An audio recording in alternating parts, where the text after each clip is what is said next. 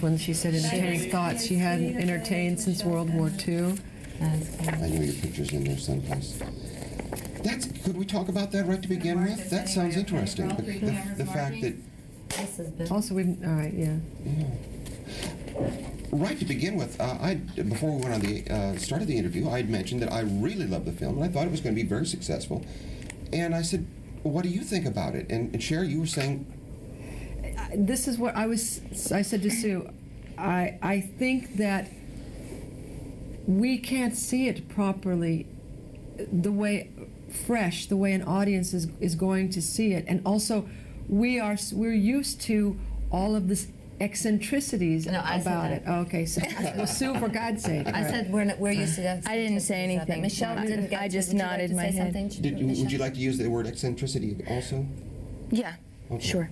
Okay. What is all the eccentricities? In other words, what the details in doing the scene and the acting part? Well, no, you're just not. We're used to seeing an 8-foot guy come and serve lunch, but people that haven't seen the movie. Right, I'm saying like what you saw, and like we talked about Mrs. Biddle, the strange old lady with who wasn't that old. Leonard or one of them they aged her down, but the strange way it was shot, we were kind of and sleeping with snakes, and of course these girls are used to sleeping with snakes, but not on Michelle film. and her gaggle of children that was always following her around. We were used to. We kind of got inundated and flying. by the we strange. flew for so long, it just got. We had serious conversations about like, if the devil says this to you, well then would you stay for lunch or would you leave? I mean, that's something that interested me in the film.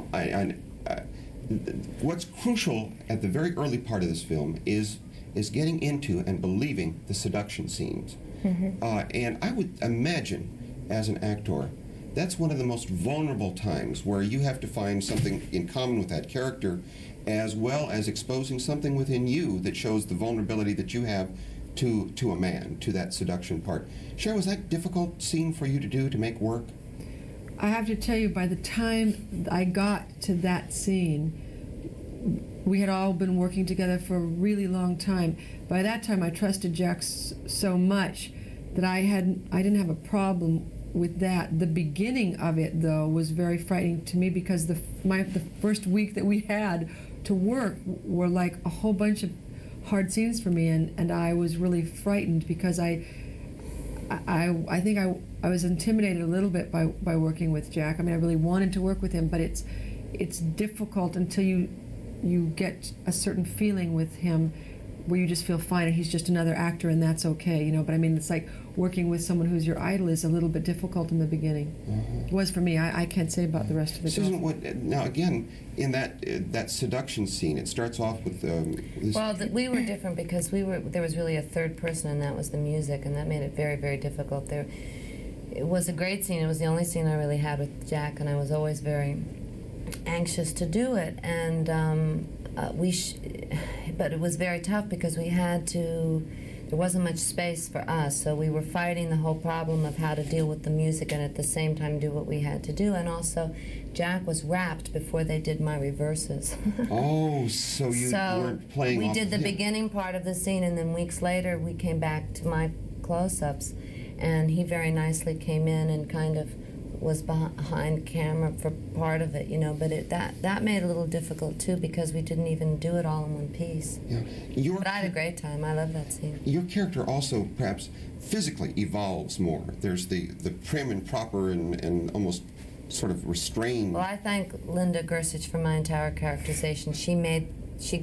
I wanted my hair to go red, and she came up with the idea of the wig, and that was my entire characterization. So, yeah, that's the only thing I could think of to do with it, and that's what I did, and thank God it worked. Susan, are you telling me that a wig is your crutch in this film? I'm telling you, You'd be my wig surprised is my entire characterization. It's not a crutch. It worked for Lucy, honey. Yeah. Yeah. Michelle, your seduction scene is kind of odd. The other two women are seduced, and in reality, in your scene, you're really the seducer. Well, I think that's one of the reasons. I mean, Suki, symbolizes fertility. Obviously, she's got 6 kids, and she tells them, "I get pregnant all the time," and I think that she's had a lot of guilt about that. I think that's why her husband left her, and I think that's why she's the last one seduced, because Jack knows that he's not going to have any trouble with her.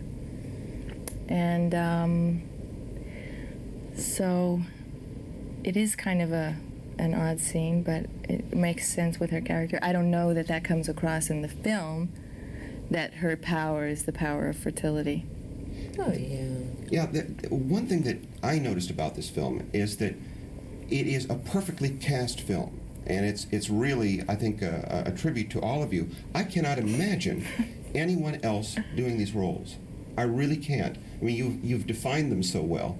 What was it? How will they cast the spin-off? This is what I want. Are you expecting? Well, we used to sit in the makeup and trailer and cast the series. Yeah, we did. Series, the musical version. I would the be road Linda tour. Carter. You would. Well, I don't think we should name names. I think we should leave it open for everyone. Okay. Except Eric, we've always thought that Eric Estrada would be the devil. No, we didn't. No, we didn't. I don't think we ever cast the devil, did we? Oh, I don't know. We used to. I mean, we've done so many crazy things that you couldn't film what we've done. Nor should I. No.